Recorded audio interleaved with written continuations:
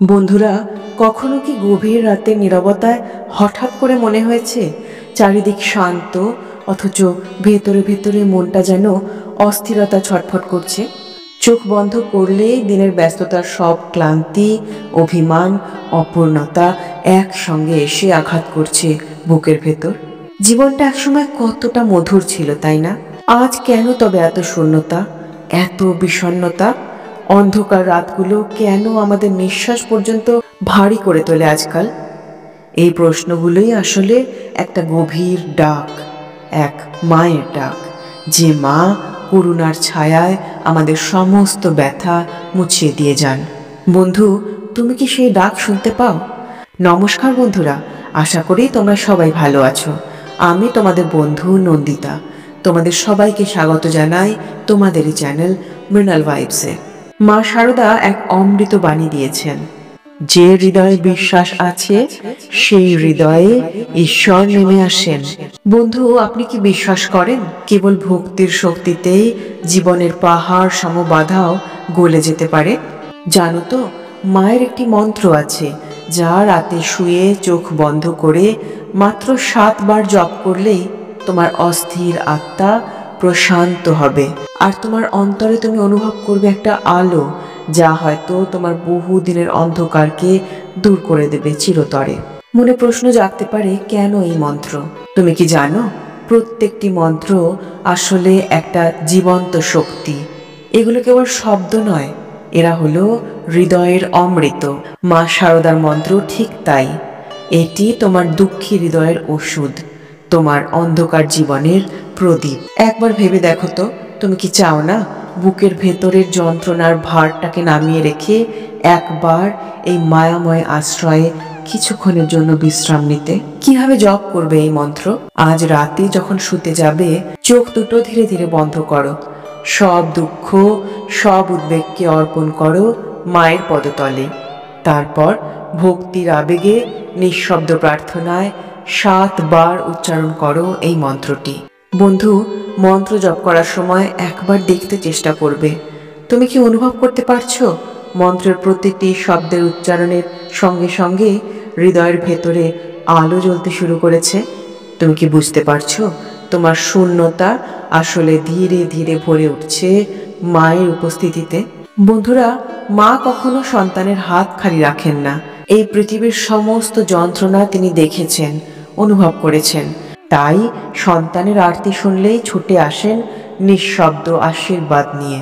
তুমি হয়তো ভাবছো, আমার প্রার্থনা কবে পূরণ হবে? মনে রেখো বন্ধু, আশীর্বাদ আসে তখনই যখন আত্মা তার জন্য প্রস্তুত হয়। তাই বিশ্বাস রাখো, শিগগিরই সুখের এমন এক আলো তোমার জীবন ছুঁয়ে যাবে, যা তোমার দীর্ঘ অন্ধকারকে দূরে সরিয়ে দেবে। মনে রেখো বন্ধু, তোমার বিশ্বাসই হলো তোমার মুক্তির পথ। এই মন্ত্র কেবল প্রার্থনা নয়, এটা হলো তোমার আর মায়ের মধ্যে এক নিবিড় সম্পর্ক স্থাপন। তুমি কি বিশ্বাস করো, যদি তুমি ধৈর্য আর ভক্তি ধরে রাখো, তাহলে মা শারদা নিজেই তোমার পাশে এসে দাঁড়াবেন? প্রিয় বন্ধু, মনে রেখো, তোমাকে ঈশ্বরকে খুঁজে বেড়াতে হবে না, বরং জাগিয়ে তুলতে হবে স্মরণ শক্তিকে। কারণ তিনি আছেন তোমার ভালোবাসার গভীরে, তোমার অন্তরের নীরব প্রার্থনায়। বন্ধু, আজ রাতেই চেষ্টা করে দেখো, চোখ বুজে মন্ত্র জপ করো। হয়তো তুমি নিজে উপলব্ধি করবে কিভাবে অন্ধকার ধীরে ধীরে আলোর কাছে আত্মসমর্পণ করছে। আর যদি সত্যি মায়ের করুণা তোমার জীবনে এসে উপস্থিত হয়, তবে তোমার হৃদয়ের অভিজ্ঞতা আমাদের সঙ্গে ভাগ করে নিতে ভুলে যেও না কিন্তু। কারণ তোমার গল্প হয়তো আরেকটি হৃদয়ে আশা জাগিয়ে তুলতে পারে। অন্ধকার যতই ঘন হোক, মায়ের আশীর্বাদে আলো সর্বদা কাছে থাকে। বন্ধু, তোমাকে একটা প্রশ্ন করি, কখনো কি এমন হয়েছে দুঃখ এসে তোমার চারপাশে ঢেকে দিয়েছে? মনে হয়েছে যেন জীবনের আনন্দ হঠাৎ করে হারিয়ে গেছে কোথাও, আর কেবল এক গভীর শূন্যতা তোমাকে গ্রাস করছে।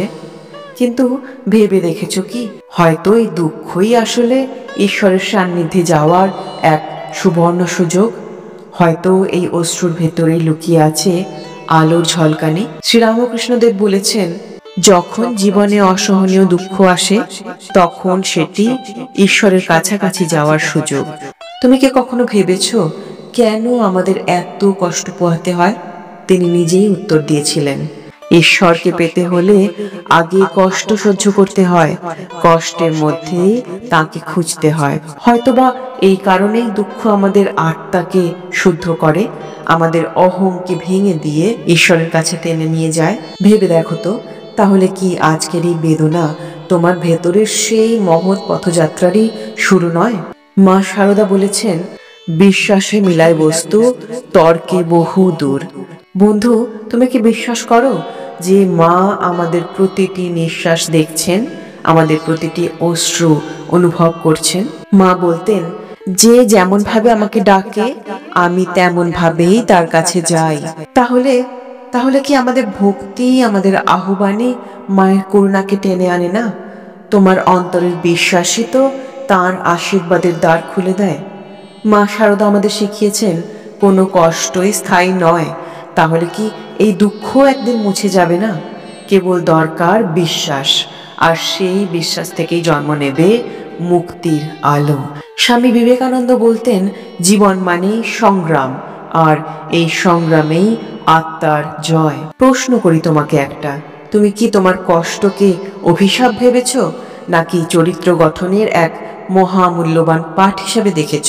স্বামীজি আরো বলেছিলেন, অর্থ, ধন সম্পত্তি প্রতিপত্তি নয়, চরম লক্ষ্য হলো ঈশ্বরের সঙ্গে মিলন। আচ্ছা, তাহলে কি এই দুঃখ, এই শূন্যতাই আমাদের মনে করিয়ে দেয় না যে আসল আশ্রয় কেবলমাত্র ঈশ্বর?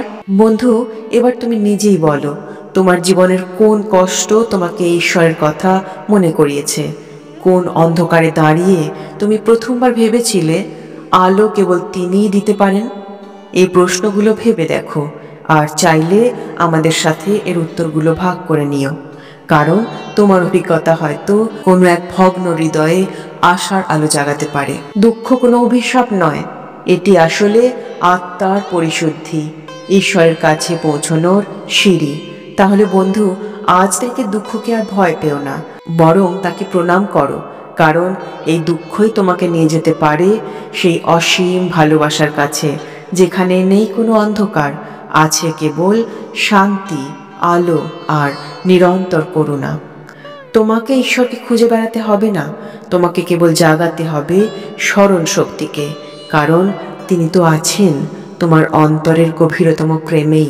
প্রিয় বন্ধুরা, কখনো কি ভোরের নরম আলোয় দাঁড়িয়ে মনে হয়েছে অন্ধকার যেন ধীরে ধীরে সরে যাচ্ছে, আর একটা নতুন জীবনের আহ্বান তোমাকে ডাকছে? কখনো কি ভেবেছো জীবনের প্রতিটি কষ্টই আসলে ঈশ্বরের দূত, যিনি আমাদের মনে করিয়ে দেন তুমি একা নও? আজ আমি তোমাদের নিয়ে যাব মলয়পুর গ্রামের এক নীরব অথচ বিস্ময়কর সত্য ঘটনার ভেতরে। কামারপুর থেকে 31 কিলোমিটার দূরের সেই ছোট্ট গ্রাম মলয়পুর। আমার শৈশবের স্মৃতি। হেঁটে হেঁটে কতবার গেছি তেলুয়া মানে তেলো ভেলোর মাঠের পথ দিয়ে, যেখানে মা শারদাকে একদিন ডাকাতরা আটকে রেখেছিল। আজও সেই পথ বুকে ধারণ করে রেখেছে ইতিহাস আর অলৌকিকতার গল্প। তুমি কি কখনো ভেবেছো এক টুকরো মাটির বুকেও কতটা স্মৃতি, কতটা আধ্যাত্মিক শক্তি লুকিয়ে থাকতে পারে? সেই গ্রামের এক দরিদ্র গৃহবধূ চিন্ময়ী। সংসার ভেঙে পড়েছে, স্বামী কাজ হারিয়েছেন, ঘরে খাবার নেই। একমাত্র সন্তানের অনাহারী চোখের দিকে তাকিয়ে তিনি প্রশ্ন করতেন, মা শারদা, এই জীবনের মানে কি? কোথায় শান্তি পাবো? বলো তো বন্ধুরা, তোমাদের জীবনে কি কখনো এমন মুহূর্ত এসেছে যখন মনে হয়েছে সামনের সব রাস্তা বন্ধ, কিন্তু আকাশের দিকে তাকিয়ে শুধু কেঁদে প্রার্থনা করা ছাড়া আর কোনো উপায় নেই? সেই সময় গ্রামের এক বৃদ্ধা প্রতিবেশী শোভাবতী দেবী তাকে এক মন্ত্র শিখিয়ে দিলেন, ওং শারদাই নমঃ।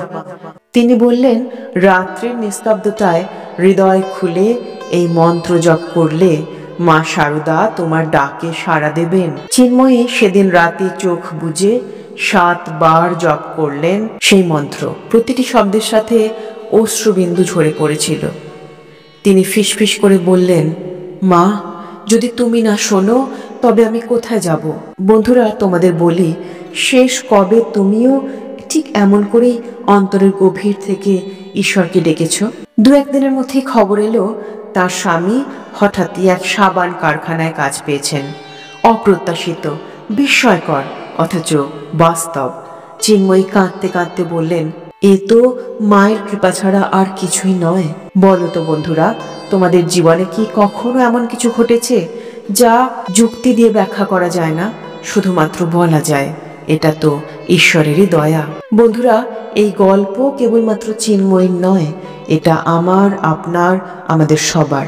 কারণ মা শারদা তো নিজেই বলেছেন, যে যেমন ভাবে ডাকবে আমি তেমন ভাবেই তাকে সাড়া দেব। আচ্ছা, তাহলে কি আমরা ভুল পথে ঈশ্বরকে খুঁজছি, নাকি আসলে দরকার আমাদের ভেতরের স্মরণ শক্তিকে জাগানো? মনে রেখো বন্ধুরা, তোমাদেরকে ঈশ্বরের পিছনে দৌড়তে হবে না, তোমাদেরকে শুধুমাত্র তার স্মরণ জাগাতে হবে। আজকের এই আলোচনার কোন একটি অংশ বা কোন একটি বাক্য তোমার হৃদয়ে সব থেকে বেশি থেকে যাবে, তোমার মনকে সব থেকে বেশি ছুঁয়ে গেছে, জানাতে ভুলো না কিন্তু কমেন্ট করে।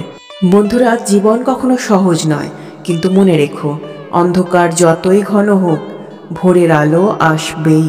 মা শারদা আমাদের শিখিয়েছেন দুঃখ চিরস্থায়ী নয়, আর শ্রীরামকৃষ্ণদেব বলেছেন দুঃখ হলো আসলে ঈশ্বরকে পাওয়ার সেতু। তাহলে কেন আমরা ভয় পাবো? কেনই বা আমরা হার মানব? বন্ধুরা, নিজের প্রতি প্রেম জাগাও, নিজের ভেতরের শক্তিকে চেনো। ঈশ্বরের সঠিক সময় অর্থাৎ ডিভাইন টাইমিং অবশ্যই আসবে তোমার জীবনে। শুধুমাত্র সেই সময়টা আসা পর্যন্ত কেবল ধৈর্য, ভক্তি আর ভালোবাসায় থাকো। অবিরাম প্রেম, নিঃশর্ত সংযোগ আর ধৈর্য, এটাই জীবনের সবচেয়ে বড় অলৌকিক শক্তি। তুমি যদি মন খুলে ডাকো, বিশ্বাস রাখো বন্ধু, মা শারদা আজও তোমাকে শুনবেন।